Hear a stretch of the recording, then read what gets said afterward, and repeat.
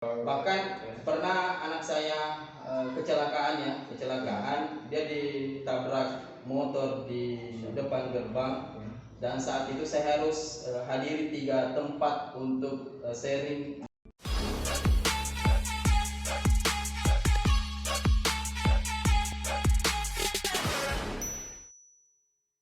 Assalamualaikum warahmatullahi wabarakatuh. Waalaikumsalam warahmatullahi wabarakatuh. Selamat sore. Sore.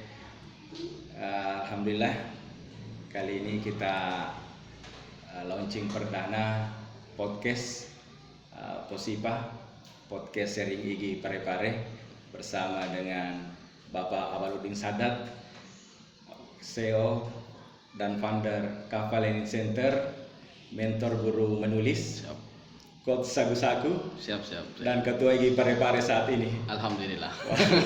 Saya tarik nafas dulu karena panjang sekali rupanya.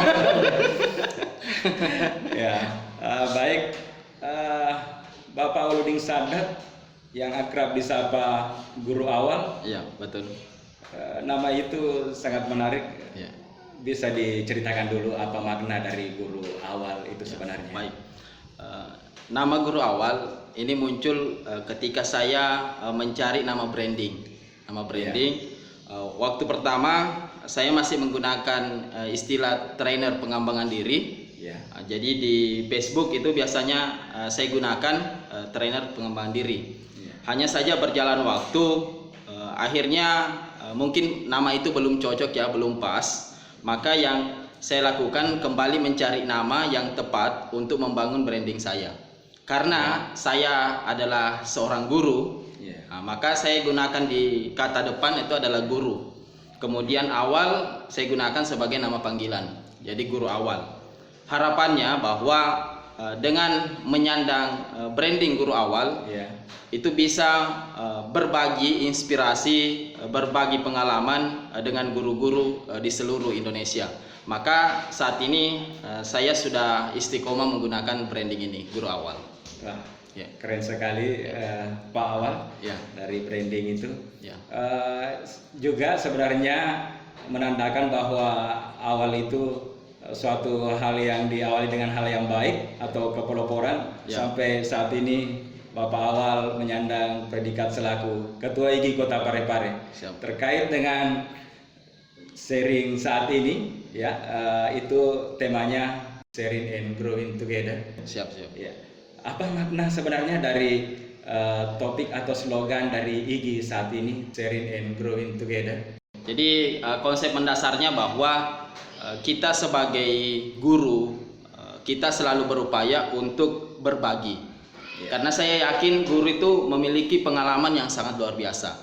Baik dia sebagai orang tua, baik dia sebagai seorang guru, maupun dia sebagai teman sejawat. Olehnya itu di dalam Islam juga disampaikan bahwa sebaik-baik manusia adalah mereka yang bermanfaat, menebarkan manfaat. Dan selain itu tantangan terbesarnya adalah bagaimana kita bisa tumbuh bersama. Jadi di sini kita tidak ingin hanya 1 orang atau 2 orang saja yang jadi bintang, tetapi kita upayakan di dalam kepengurusan Igi Kota Parepare mereka bisa menjadi bintang semua. Maka beberapa program kemudian yang kita telurkan di Igi itu sudah kita pikirkan bersama. Bahkan ada yang paling keren kegiatannya nantinya training talenta. Jadi seluruh potensi-potensi guru atau pengurus yang ada di Igi kita optimalkan, kita gali, kita kembangkan untuk dia bisa berkembang dan bisa menjadi trainer baik secara lokal maupun nasional. Seperti itu konsepnya. Wah, menarik sekali. Termasuk juga semangat berbagi dari Igi itu yang membebaskan iuran bulanan untuk guru atau anggotanya. Iya, saya kira ini sudah menjadi marwah Igi dari pengurus pusat. Memang hanya pendaftaran saja yang kita lakukan. Untuk bulanan itu memang tidak ada, kita tiadakan. Dan sebuah keharmonisan di Igi, karena sekalipun dana terbatas, tapi itu bukan menjadi batasan kita untuk bergerak untuk meningkatkan kompetensi guru-guru di Parepare. Iya, semakin mantap. Ada yang menyatakan bahwa Igi itu merupakan pilihan bagi guru yang ingin di posisi VIP VIP itu visioner, Ya. I inspiratif, Ya. dan P progresif. Ya, siap, siap. Nah, luar biasa apabila suatu organisasi profesi dengan orientasi seperti itu. Ya. Benarkah demikian? Seperti apa implementasinya dalam organisasi IGI ini? Ya. Dari segi jumlah guru ya, jumlah guru yang tergabung di IGI memang masih sangat terbatas. Tetapi sekali lagi saya katakan bahwa keterbatasan itu sebenarnya bukanlah batasan. Ya. Yang mesti kita perhatikan adalah bagaimana mendorong kita berkarya untuk mengembangkan kompetensi guru-guru di Kota Parepare, karena hal terpenting dari seorang guru adalah tidak pernah berhenti untuk belajar, tidak pernah berhenti untuk mengembangkan diri, dan dia tidak ingin selalu di zona nyaman. Karena tidak dipungkiri saat ini masih banyak guru-guru yang betah di zona nyaman, pengembangan diri, yang penting yang saya lakukan mengajar selesai. Padahal fisik kita padahal fisik kita itu sangat luar biasa. Bagaimana kita berbagi ilmu yang kita miliki kepada teman-teman yang lain, guru-guru yang lain. Bukan ranahnya bahwa yang kita bagikan itu besar atau kecil, tetapi hal sekecil apapun selama itu berfaedah, maka itu wajib kita sharingkan, berbagi ke teman-teman guru. Ya. Jadi kita tahu bersama bahwa saat ini pandemi COVID-19 melanda dunia, termasuk negeri kita Indonesia, dan itu terasa di sektor pendidikan, yang mana pembelajaran tatap muka diganti dengan PJJ, pembelajaran jarak jauh. Apa hikmah dari musibah ini bagi guru dan IGI? Di dunia pendidikan ini merupakan sebuah training sebenarnya training bahwa guru tidak hanya di kedepannya tidak hanya mengandalkan pertemuan tatap muka, karena digitalisasi itu sekarang makin menggila. Makin menggila, dan saya yakin dia tidak akan pernah mundur. Tidak mungkin. Tidak mungkin digitalisasi dikurangi pasti dia rame-rame masuk kelas lagi dan tidak menengok lagi. Betul sekali. Jadi digitalisasi itu makin menggila, maka yang harus dilakukan oleh guru adalah berbenah. Berbenah artinya apa? Mereka harus mempelajari seluruh aplikasi-aplikasi yang bisa kita gunakan dalam kegiatan PJJ itu. Karena kapan mereka hanya mengandalkan WA? Karena satu catatan krusial sekarang PJJ kita bahwa yang kita lakukan di guru itu hanya pembelajaran satu arah. Guru membuat video, kemudian setelah itu siswa mengerjakan tugas. Tidak ada timbal balik. Boleh jadi apa yang disampaikan oleh guru belum dipahami oleh siswa. Di mana sarananya ini? Ini yang tidak ada. Makanya kemudian memang kalau kita gelisah dengan kondisi seperti itu, pasti kita benahi. Karena inilah PR kita, apalagi ke depannya mesti ini dipikirkan. Dan wajar saja banyak orang tua yang protes tentang bagaimana anak saya ini dengan kondisinya. Itu tidak bisa dipungkiri di dunia pendidikan seperti itu, karena pembelajaran kita memang satu arah saja, tidak ada interaksi. Padahal itu mesti kita bangun satu komunikasi ketika siswa tidak memahami, kemudian guru bisa memberikan jawaban yang pas. Hanya saja di sisi lain itu kemungkinan siswa juga yang terbatas dengan kuota. Dengan kuota. Jadi banyaklah, komplekslah persoalan yang seperti ini.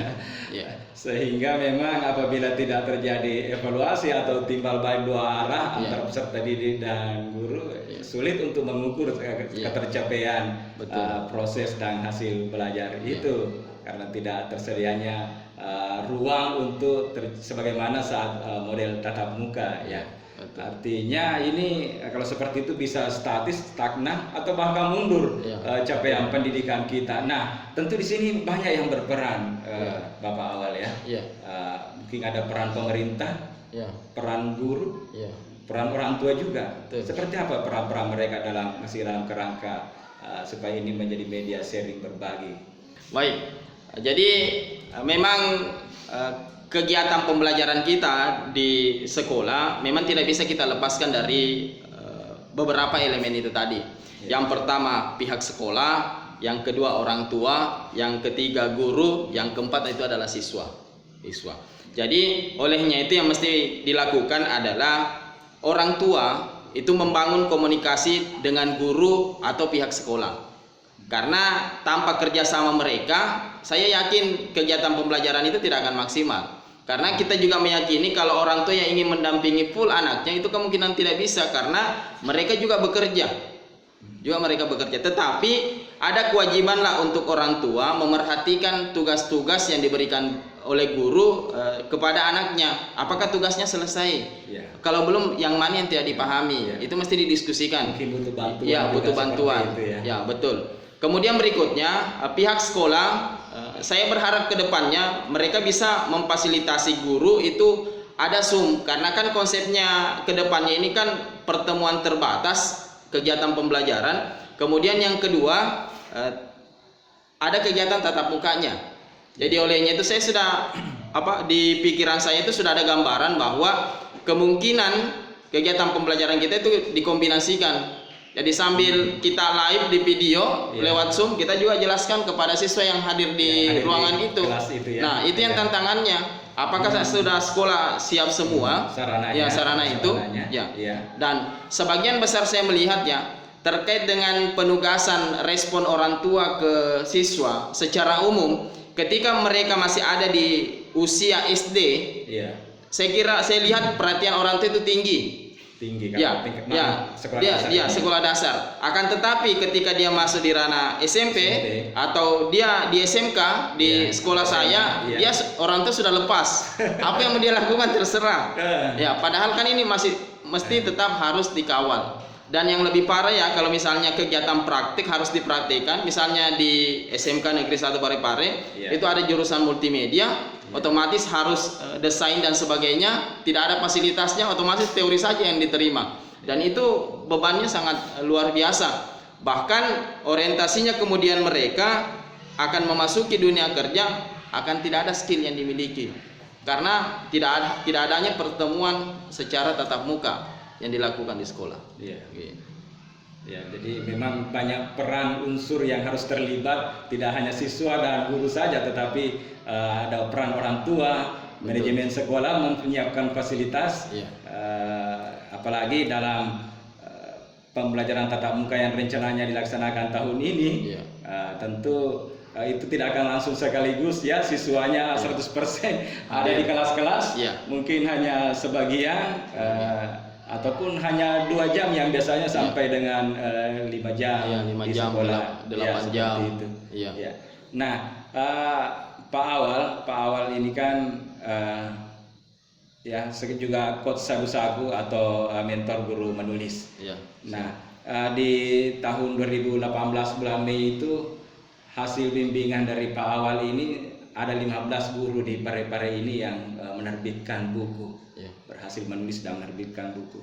Lalu tahun berikutnya itu sampai 30 ada 30 guru yang menghasilkan buku, sehingga jumlahnya semua ada 68 diterbitkan dalam bentuk mahakarya guru. Nah, apa kesan yang sangat menarik saat menjadi mentoring untuk guru-guru menulis ini?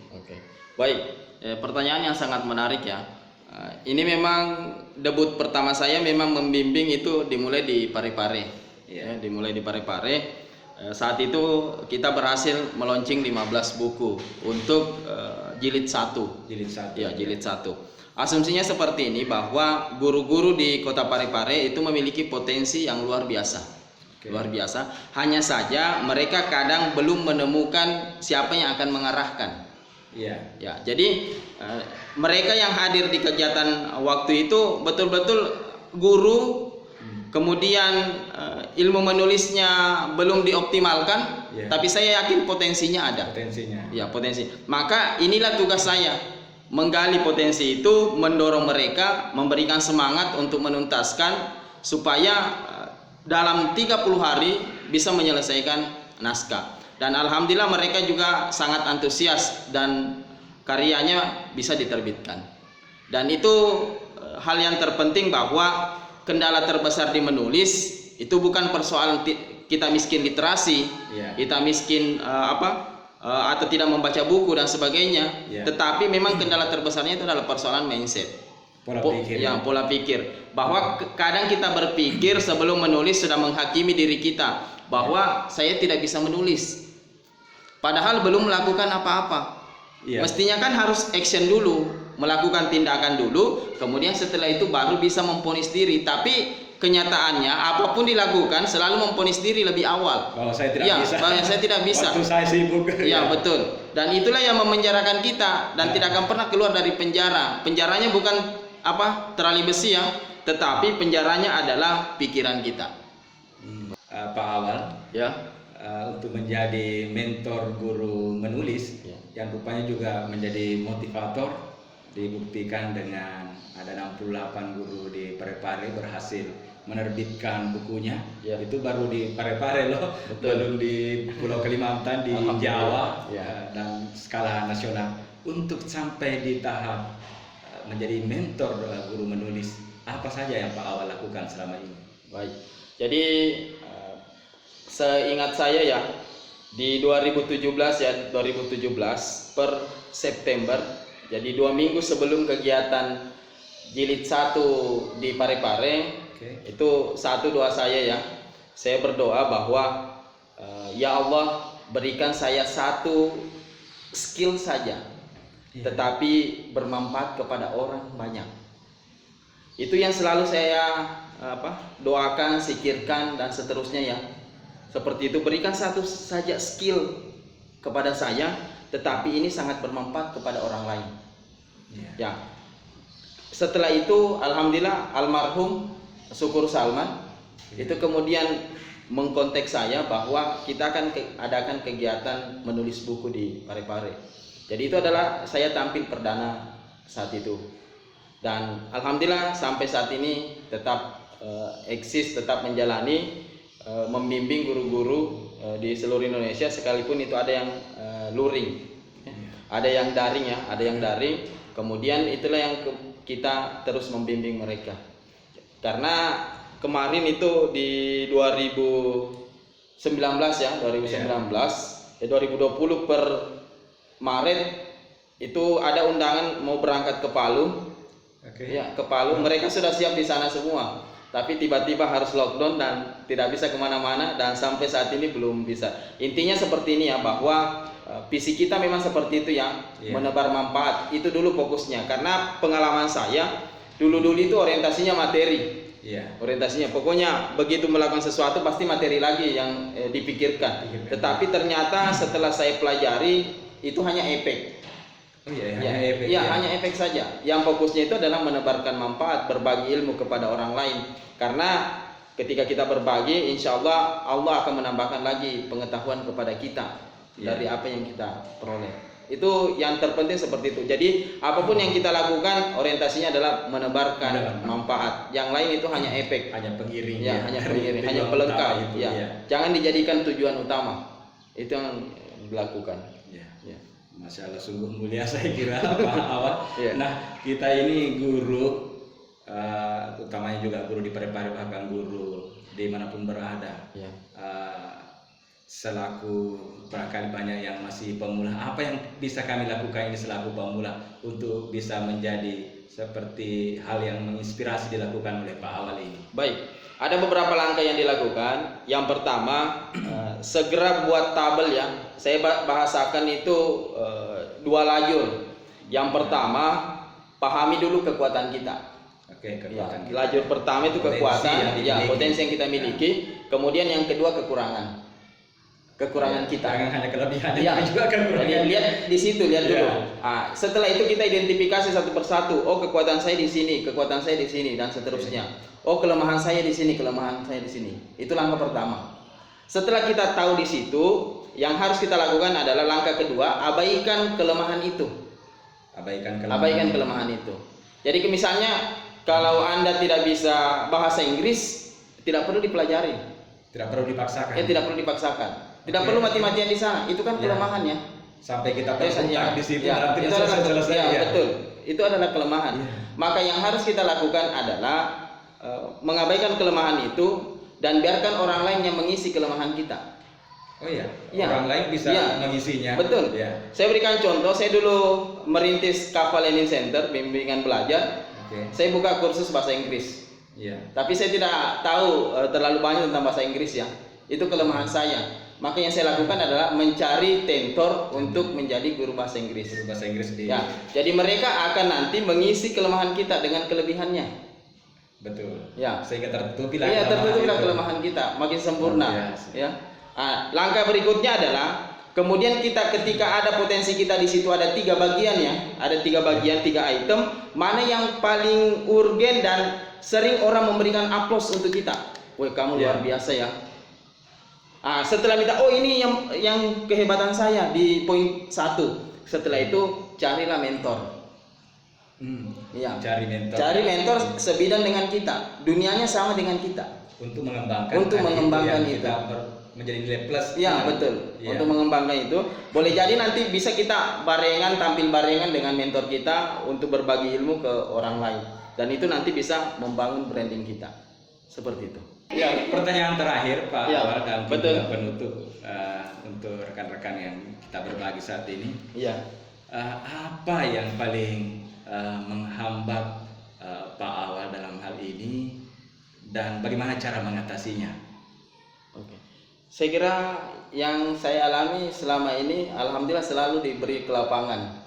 Alhamdulillah. Ya, alhamdulillah selalu diberi kelapangan. Pertama, keluarga juga support ya. Istri juga mendukung. Itu perlu Ya, dalam betul. membangun karir kita Ya, ini. istri mendukung. Begitu saya sampaikan, saya ingin ke Samarinda, tidak ada mengatakan jangan dulu Jangan dan dulu. sebagainya. Ya, atau bahkan ya. pernah anak saya kecelakaan, dia ditabrak motor di depan gerbang. Dan saat itu saya harus hadiri 3 tempat untuk sharing menulis. Jadi kejadiannya itu Rabu sore, kemudian masuk rumah sakit. Setelah itu hari Jumat saya harus berangkat ke Samarinda. Hari itu. Iya, hari itu. Meninggalkan anak yang masih di rumah sakit. Saya mohon izin ke dia bahwa saya harus mengisi karena saya sudah dari Balikpapan kemudian ke Samarinda lanjut ke Bontang waktu itu. Dan alhamdulillah diizinkan, bilang silakan berangkat. Kemudian berikutnya, biasanya saya sering menyampaikan sesuatu ke ibu saya, orang tua saya. Ya, biasanya kalau ada sesuatu saya sampaikan ya. Contoh, saya katakan, Bu, saya mau mengembangkan bisnis pendidikan ya, Kapal Learning Center. Apa yang dia katakan, tidak usah. Dia katakan tidak usah. Kamu sudah jadi guru, fokus saja jadi guru. Tapi bagi saya statementnya itu adalah motivasi bagi saya untuk membuktikan keraguannya. Karena boleh jadi mungkin dia masih meragukan saya bahwa mana mungkin dia bisa. Maka setelah saya bertemu dengan beliau, kembali ke Parepare merintis usaha itu, merintis Kapal Learning Center. Setelah itu sudah jalan 1 tahun 2 tahun saya panggil, alhamdulillah sudah tidak ada penolakan.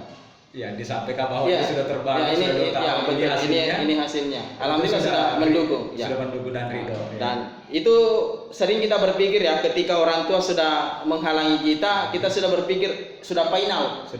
Padahal dia butuh pembuktian sebenarnya ya. Luar biasa. Dia butuh pembuktian bahwa bagaimana kita membuktikan apa yang kita sampaikan.